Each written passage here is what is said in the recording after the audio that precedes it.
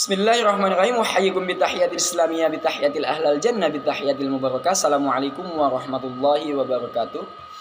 Baik, perkenalkan nama saya Muhammad Iqbal Asobi Sujud. Saya dari kelas PBA 4B.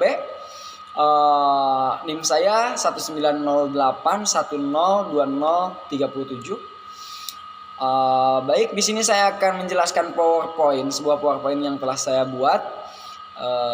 Dan salah satu video yang akan saya sampaikan ini penjelasan, yaitu yang berjudul teknik pembelajaran mufradat. Nah, kenapa saya membuat video dan PowerPoint ini? Karena untuk memenuhi salah satu tugas dari mata kuliah metodologi pembelajaran bahasa Arab. Yang pertama, hakikat pembelajaran mufradat. Mufradat merupakan sekumpulan kata yang membentuk suatu yang diketahui oleh seseorang dan dapat digunakan dalam berkomunikasi dengan orang lain, baik secara lisan maupun dengan tulisan. Ya, baik dengan kalau secara lisan kita bisa mengobrol secara langsung, berbicara secara langsung dengan orangnya, dan ketika dengan tulisan kita bisa lewat HP, lewat surat, lewat email dan lain sebagainya kan. Kemudian mufradat juga menurut Al-Khuli adalah merupakan suatu bahasa terkecil yang berdiri sendiri, baik berupa kata dasar maupun kata yang memiliki imbuhan. Kemudian jenis-jenis mufradat, yang pertama ada kata aktif, kalimat nasyithah, dan kata pasif, kalimat khamilah. Yang dimaksud kalimat nasyithah adalah kata yang diajarkan untuk digunakan oleh siswa baik secara bahasa lisan ataupun tulisan yang telah saya tadi jelaskan. Sedangkan kalimat khamilah adalah kata-kata yang diharapkan dapat dipahami oleh siswa ketika mereka membaca dan mendengarnya. Kemudian yang kedua ada kalimat mutawa dan kalimat wazifiyah. Kalimat wazifiyah memiliki beberapa sebutan. Ada yang menyebutkannya sebagai kalimat nahwiyah, ada yang menyebutnya sebagai kalimat khawiyah, dan ada juga yang menyebutkan tarkibiyah.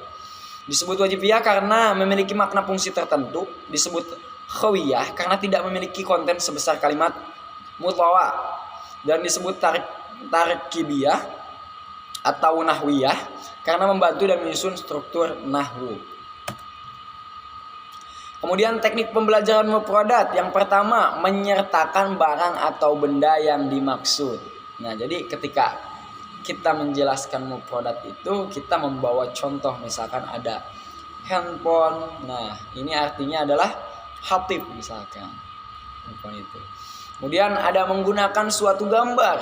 Contohnya ada misalkan kita membawa gambar. Nah, itu apa misalkan artinya, maknanya apa. Kemudian menggunakan suatu gerakan, misalkan ini hewan apa gitu, seperti itu. Kemudian memiliki sebuah konteks, sinonim, antonim. Kemudian menyertakan definisi, kemudian menyertakan terjemah.